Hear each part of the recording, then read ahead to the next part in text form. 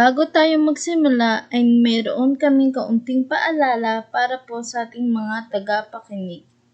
Una, marapat lamang po na tayo ay mag-fill up ng pagdalo form o attendance upang matala kung sino ang dumalo sa webinar na ito. Ito ay makikita sa ating comment section. Pangalawa, panatilihin po nating sarado ang ating mga mikropono upang mapanatili ang kaayusan at maging malinaw ang pagtatalakay. At ang panghuli ay buksan lamang natin ang ating mga mikropono kung ang ating tagapagsalita ay mayroong tanong at kung ikaw ay natawag. Salamat at enjoy!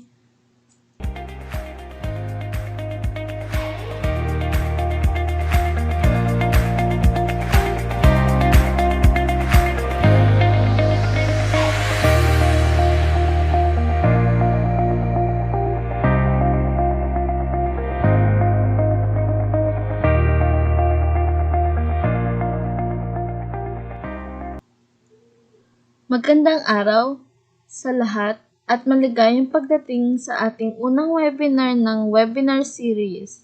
Ang ating webinar series ay naglalayong tuklasin ang kakayahan at pagkakakilanlan, makilala at madama ang pagiging Pilipino, maipakita ang pagmamahal sa panitikang Pilipino.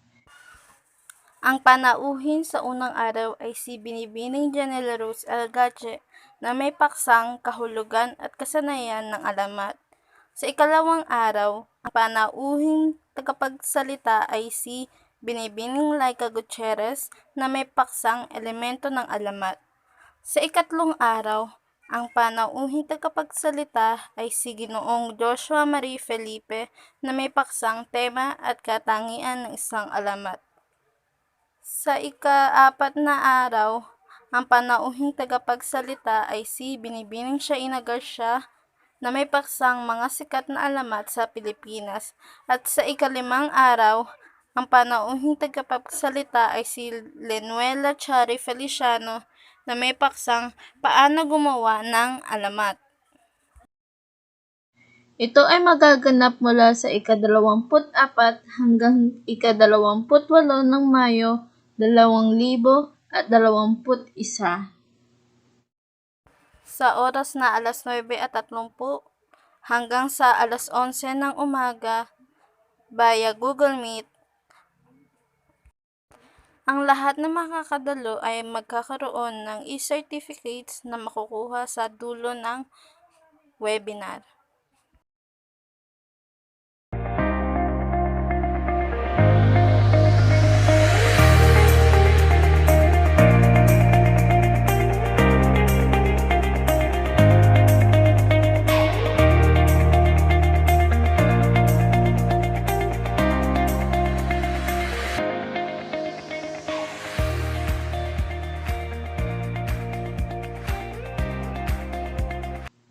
Para sa pagtalakay sa araw na ito, ang paksa ay ang pagsulyap at pagtalakay sa kahulugan at kasaysayan ng alamat. Ang layunin ng webinar na ito ay maipamalas ang pag-unawa sa kahulugan at kasaysayan ng alamat. Natutukoy ang kahalagahan ng alamat sa kultura ng Pilipinas, nakakatulong sa pagpalaganap ng alamat at kahalagahan nito.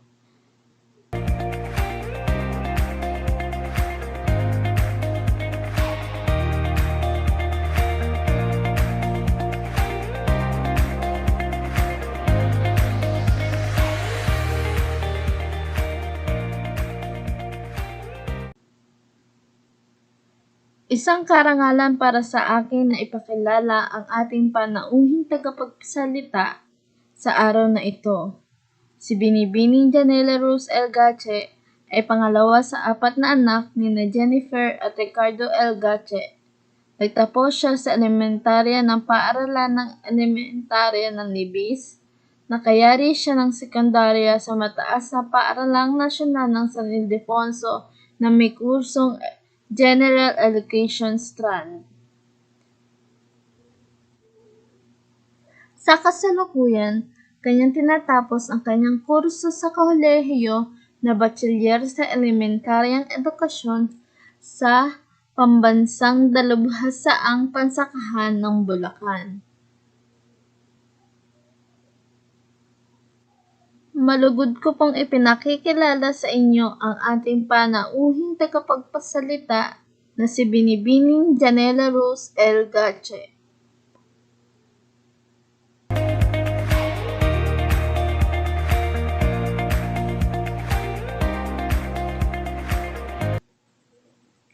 Magandang umaga sa ating lahat. Gusto ko muna kamustahin kayo. Kamusta na kayo? Sana ay maayos ang lahat at ligtas ang lahat, lalo na sa panahon ng pandemyang ito.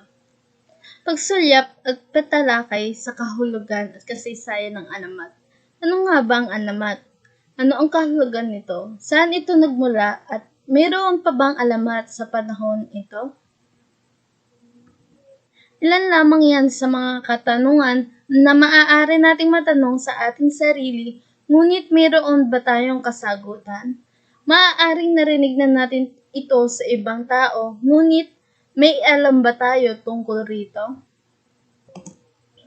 Narito ako upang ibahagi ang aking kaalaman tungkol sa alamat. At narito rin ako upang magbigay ng perspektibo ukol sa kalagayan ng alamat sa kasalukuyan sa ating bansa. Alamat. Ang alamat ay isa sa mga panitikan na mayroon na ang ating bansa bago pa man dumating ang Kastila sa ating bansa. Isa ito sa mga kwento na laging pinakikinggan ng mga ating mga ninuno, pati na ang mga nakakatanda sa atin. Ngunit, saan nga ba nagmula ang salitang alamat? Ang pinagmula ng salitang alamat ay ang salitang alamat ay panumbas sa salitang legendus ng wikang Latin at legend ng wikang Ingles na ang ibig sabihin ay upang mabasa.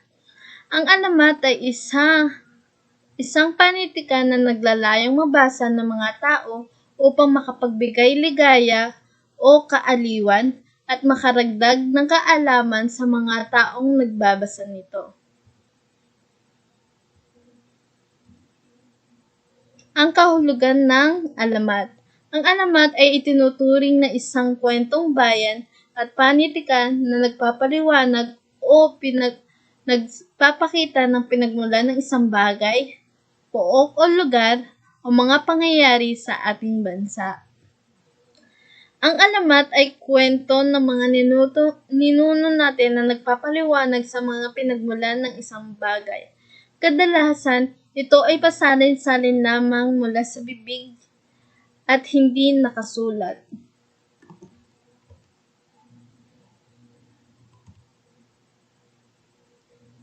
Ito din ay tumatalakay sa mga katutubong kultura, kaugalian o kapaligiran. Isa itong kwento na kinapupulutan ng aral para sa ikabubuti ng iba at sumasalamin sa kultura ng bayang pinagmulan. Ang alamat ay hindi lamang tumatalakay sa pinagmulan. Ito ay tumutukol sa kultura ng isang bansa. At ang alamat ay maituturing ding kultura ng ating bansa dahil naging parte na ito ng kasaysayan natin. Ito ay nagbibigay buhay at kamalayan sa isang Pilipino. Sa katunayan, masasabi mong parte na ito ng isang kulturang Pilipino dahil halos wala nang nagtatanong kung totoo ba ito dahil alam na nila at sanay na sila kung ano ang alamat. Kaligiran ng kasaysayan ng alamat. Narito ang timeline ng kasaysayan ng alamat. Ang una ay ang Ita, Negrito, Baluga o Aitas. Ang pangalawa ay Indones. Ang susunod ay Malay. Ang pang-apat ay Inchik, Bombay, Arabe o Persiano. At ang huli ay ang Espanyol. Ang una nating tatalakayin ay ang Ita, Negrito, Baluga o Aitas. Sinasabing sila ay galing sa Borneo na naglakad at tumawid sa tulay na lupa upang makarating sa ating bansa, lalo na sa Palawan at ibang parte ng Mindanao. Sa picture na ito, makikita nyo ang anyo o wangis ng mga Aita or Negrito.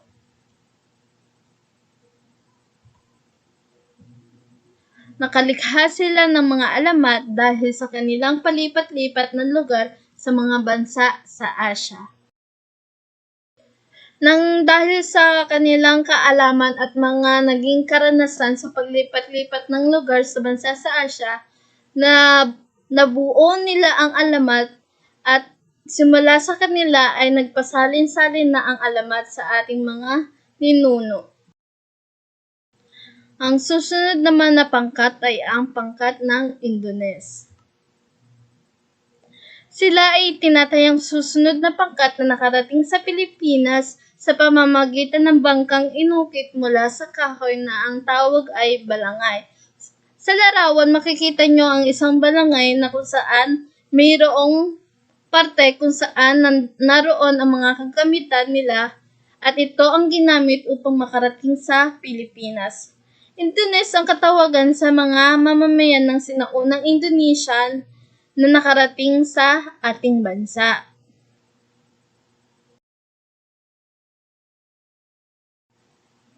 Matapos ang 4,000 taon ay dumating naman ang mga Indones sa ating bansa pagkayari ng mga Aita. Nagdala sila ng panibagong sistema sa pamahalaan, sining, siyensya at rehiyong pagano. Ang matatandang alamat ng ating mga ninuno ay nalangkaphan ng katutubong alamat ng mga Indones. Ito ay nahaluan ng mga alamat tungkol sa anito, anita, alamat tungkol sa santo at santa, bathala at pananampalataya sa lumikha. Ang susunod naman ay ang mga Malay. Malay ang tawag sa mga pangkat na etnikong Austrasya na nakarating sa ating bansa. Nanalagi sila rito ng 100 hanggang 200 taon.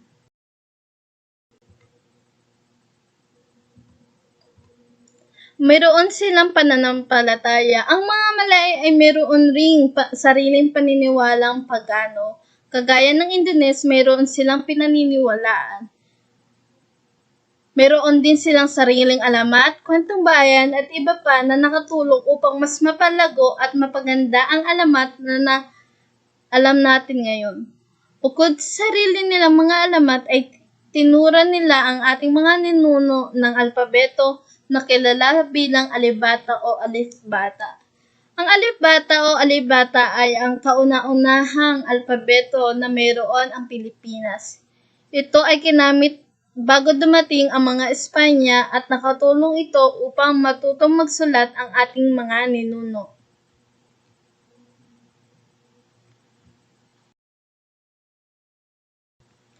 Kauna-unahang naisulat na alamat sa bansa gamit ang mga iba't ibang bagay na makikita sa paligid tulad ng dahon, kahoy o bato. Nang dahil nga natuto ng magsulat ang ating mga ninuno ng alibata ay nakatulong ito upang maisulat ang kauna-unahang alamat gamit ang mga makikitang bagay sa paligid noong mga sinaunang panahon. Ang unang alamat noon ay nakatulong upang mas mapalaghanap ang alamat na mayroon ng ating mga ninuno. At dahil nga lumaganap na ang alamat sa mga ninuno natin, sumibol rin ang alamat ng Maragtas, si Malakas at si Maganda.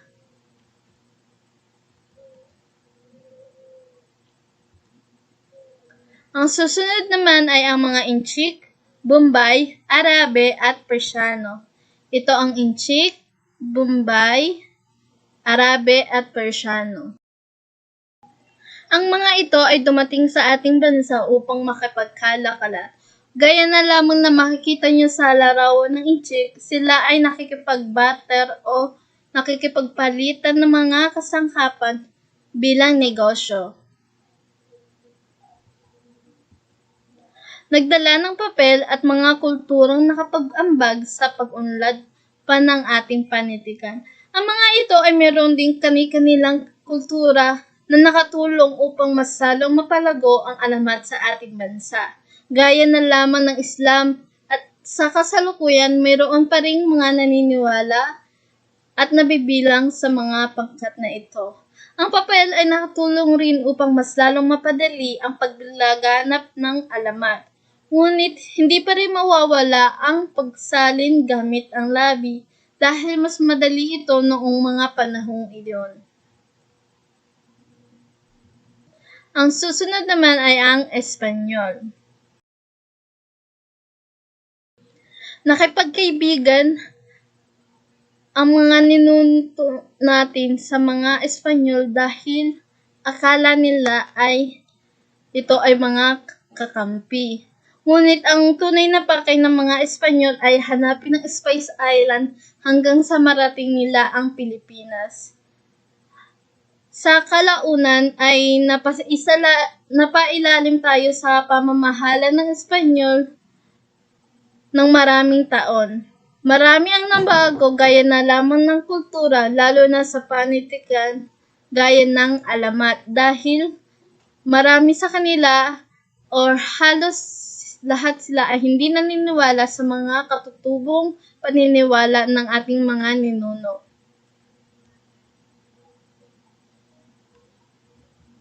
Sila ang nagpalaganap ng Kristyanismo at dahil dito ay ipinautos ng mga Pride ang pagsunog sa mga naisulat na panitikan ng ating mga ninuno na karamihan ay tungkol sa Bathala.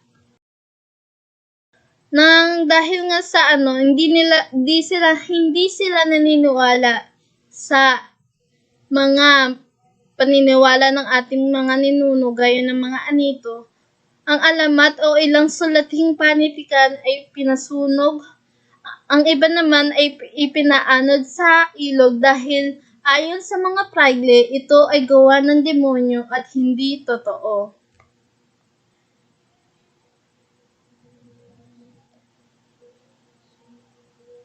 Subalit nananatili pa rin ang mga alamat sa pamamagitan ng pasalin-salin sa bibig ng mga tao na patuloy na ipinamamana sa mga kabataan hanggang ngayon. Dahil nga parte na ng kultura ang alamat, kahit sunugin pa rin ng mga Espanyol ang mga sulatin tungkol sa panitikan o alamat ng Pilipinas, ito ay patuloy pa rin sa pag-unlad o pagpapasa dahil gaya ng mga ninuno natin ay isinasalin natin ito sa pamamagitan ng pasalita o binabanggit natin ito sa mga kabataan. Ang susunod naman ay ang alamat sa kasalukuyan. Ano nga ba ang alamat sa kasalukuyan? Sa kasaysayan ng mga alamat sa Pilipinas, makikita ang pagkakaroon ng dalawang mukha nito bunga ng pagbabago ng anyo mula sa panahon ng mga katutubo at panahon ng impluwensya ng kulturang Kastila. Nang dahil nga sa pagsakop ng Kastila sa ating bansa, nagkaroon ng dalawang uri ng alamat sa ating bansa. Ang una ay ang alamat tungkol sa mga ninuno o mga sinaunang paniniwala ng ating mga ninuno na karamihan ay masasabi nating kathang isip. Ang pangalawa naman ay ang mga pangyayari sa panahon ng Espanya. Ito ay naging alamat dahil ipinapakita nito ang mga kaganapan sa panahon na iyon. Masasabing totoo rin ito dahil base ito sa mga karanasan ng mga Pilipino sa panahong iyon. Kalagayan ng alamat sa kasalukuyan. Ano nga ba ang kalagayan ng alamat sa kasalukuyan? Para sa iyo, ano na ba ang kalagayan ng alamat sa kasalukuyang panahon? Para sa akin, unti-unti nang nawawala o nakakalimot ang mga Pilipino tungkol sa panitikan na mayroon ang ating bansa. Gaya na lamang ng isang pagkakataon na natanong ko ang aking kakilala na kung may alam pa ba siya tungkol sa alamat. Ang masasabi lang niya ay ang kanyang mga kaalaman dito ay limitado dahil hindi na niya alam ito at hindi na napag-uusapan ng iba pa. Nang dahil sa pagdating ng modernisasyon, nababawasan din ang mga may alam sa alamat. Natutuon sa ibang bagay ang atensyon ng mga tao, lalo na ang mga kabataan. Ang kanilang atensyon at hilig ay napunta sa panonood ng mga palabas, drama, pakikinig sa kanta lalo na at nanggaling sa ibang bansa, pagbabasa sa mga online kwento gaya na lamang ng Wattpad at iba pa. Natuon rin ang atensyon nila sa paggamit ng social media gaya ng YouTube, Facebook, Instagram, Twitter at iba pang bilang hanguan ng pagkaaliw. Imbis na paglinangin ang hilig at kaalaman ng mga Pilipino tungkol sa mga kaugalian at kagawian ng ating bansa, kabaligtaran ang nangyayari dito. Ang malaking halimbawa nito ay ang kinakulangan ng kaalaman ng mga kabataan tungkol sa mga panitikan na mayroon ang ating bansa, lalong-lalo na ang alamat. Noong kabataan namin ay marami ang iba't ibang mga maririnig na halimbawa ng alamat. Ngunit dahil sa modernisasyon at pandemya ay nangyayari sa mundo, kakaunti na lamang ang mga naririnig na alamat ng mga kabataan at unti-unti na itong nalilimutan. Ngunit hindi alam ng lahat na ang Alamat.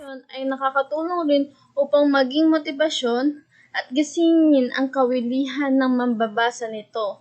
Nakakatulong ito upang maudyok tayo na magsaliksik at tumaklas pa ng ibang bagay. Karagdagan pa rito ay ito rin ay nagbibigay aliw kasama ang mga mabubuting asal na makukuha sa pamamagitan ng pagbabasa nito. Ngunit bakit nga ba mahalaga ang alamat? Ang alamat ay mahalaga dahil ito ay sumasalamin sa ating kultura. Ito ay sumisimbolo sa ating pagkakakilanlan. Ang alamat ay isang parte na ng ating kultura na kung saan ay may kwentong maipararating at simbolong maipapakita kung ano ang mga dinanas at mga paniniwala ng ating mga ninuno. Karagdagan pa rito ay nagbibigay rin ito ng kaalaman sa mga mambabasa na nakakatulong upang malinang ang kanilang pag-iisip.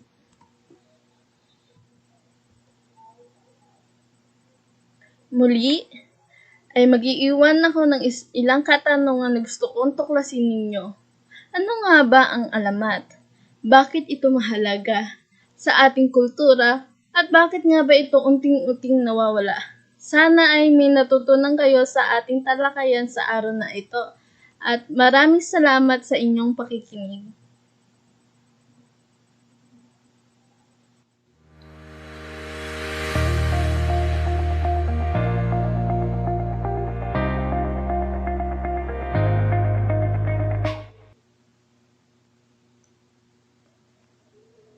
Ngayon naman ay dumako na tayo sa pagtanggap ng mga katanungan mula sa ating mga tagapakinig. Ang lahat ng may mga katanungan ay maaaring pindutin ang buton ng raise hand upang matawag at maiwasan ang pagkakagulo-gulo. Ang lahat ng katanungan ay handang sagutin ng ating panauhing tagapagsalita.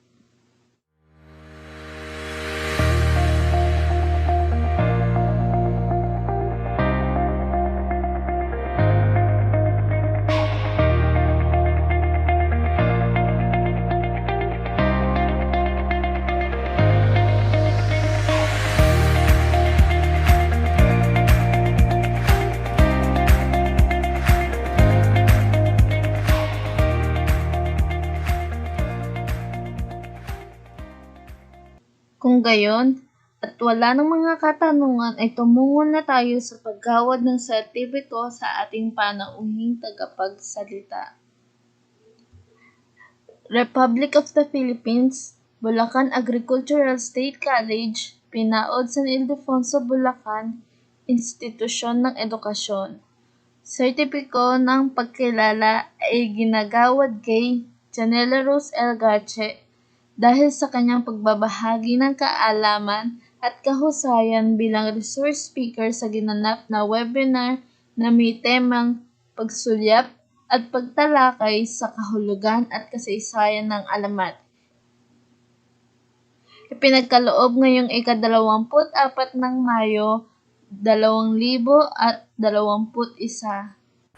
Arnold P. Santos, Guro, Pagtuturo sa Filipino sa Elementarya 2, Panitikan sa Pilipinas. Lagda, Laika A. Gutierrez, Coordinator. Ang susunod naman ay ang paggawad ng sertipiko sa ating mga tagapakinig.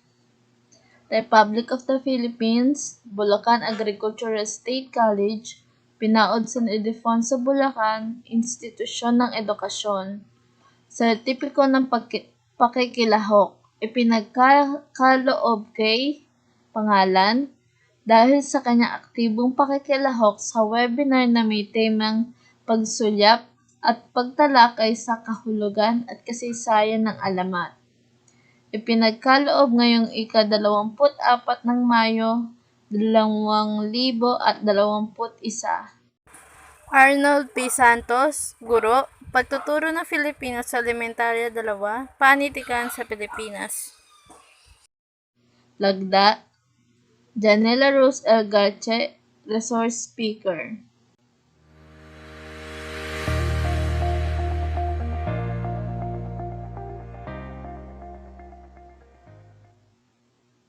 Makukuha nyo ang inyong mga sertipiko sa pamamagitan ng link na makikita sa ating comment section at sa post sa ating Facebook page.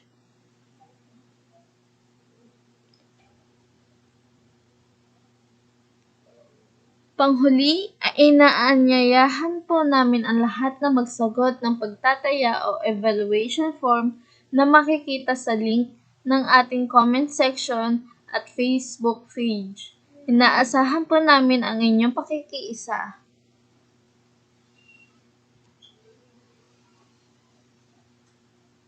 Muli, ay lubos na nagpapasalamat ang aming pangkat sa inyong pakikiisa sa webinar series, lalong-lalo na sa ating panauhing tagapagsalita na si Binibining Janela Rose Elgache.